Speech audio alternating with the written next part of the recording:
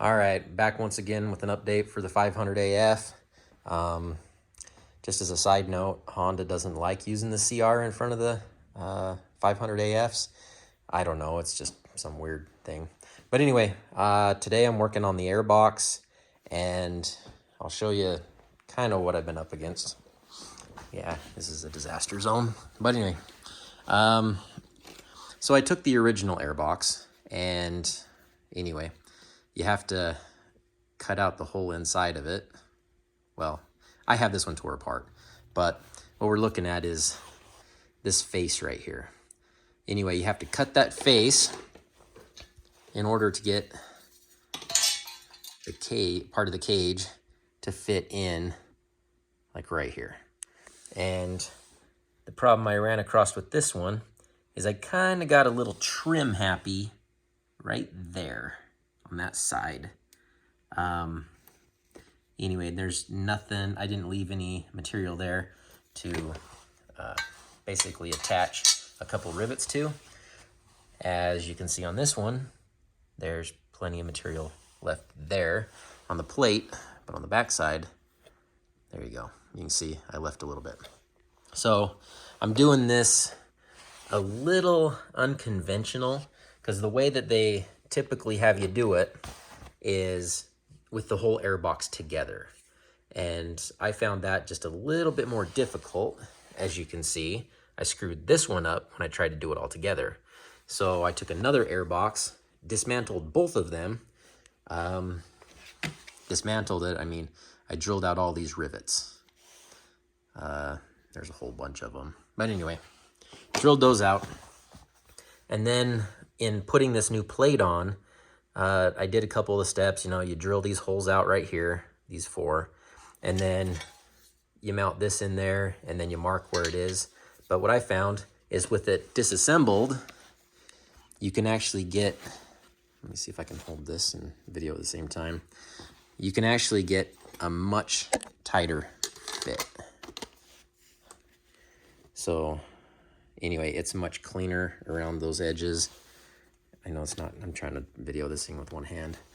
But anyway, it gives it a much cleaner fit, and it's a lot easier to work with. So, pull that out of there. So anyway, and then what I'm doing is where the old rivets came up through that one, right? That, kind of hard to see that one right there. And then those 2 right there are the original ones for holding on this side plate. So I just used long rivets and came up through those original holes. And then there is kind of a gap. So let me see if I can get my phone down in here. So I put some spacers under there so it doesn't completely, well, that's the easiest one to tell. So it doesn't collapse the plastic. It'll actually give it something to rest up against. See if I can see them on this side. No, they're completely buried on that side. Anyway, trying to get all the angles. So anyway, one thing I dislike about the plate is they come pre-drilled with all like these holes, a few of these holes, like this one right here and that one right there. Anyway, I don't know if I'm going to use those holes. In particular, this one, because as you can see, let's see if we can shine it through. There's just a little bit of an air gap right there, as you can see through the hole. And if you go to the back side, it basically puts it right into that little lip right there. And that's obviously not working. So they should take that hole and shift it up about, a 1/4 inch. And then it would fit a whole lot better. So anyway, when I first tore this apart, I didn't think the airbox would come apart. I figured it was riveted and glued, but it surprised me. I drilled the rivets and it came apart pretty easy. So anyway, I ended up re-drilling and putting this hole into the plate that already had them from, you know, the place you get these plates from, which is either CP Conversions or through Built 500. I added this hole, and I added that hole, which are not original in the plate. I think on top of that, I did add this hole and this hole. So it would be much cleaner look if the other holes were done, you know, not there. So sorry, this video is getting kind of long-winded.